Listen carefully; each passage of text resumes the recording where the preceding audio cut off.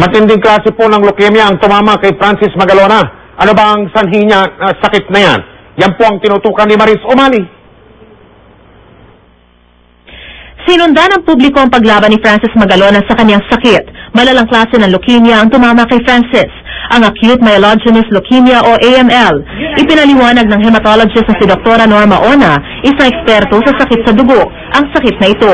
They crowd the normal elements in the bone marrow, so you don't have the platelets. That's why you have a tendency to bleed. That's why the platelets become low. And then they have a tendency to crowd out the red blood cells. And so the red blood cells are low, and you have anemia. Ang mas masakla pa raw, mixed lineage, pang klase ng AML na mayroon si Francis M. Ibig sabihin, lahat ng cell types niya ay apektado. Yung AML is very aggressive. The tumors, the cells are very resistant to treatment. And they infiltrate all the organ systems, so they can infiltrate the brain, the heart, the lungs, the liver, the spleen. And also, they may cause infection. Noong Agosto lang ng isang taon na diagnose ang leukemia ni Francis. Pagkalipas lang ng 7 buwan, binawian na siya ng buhay.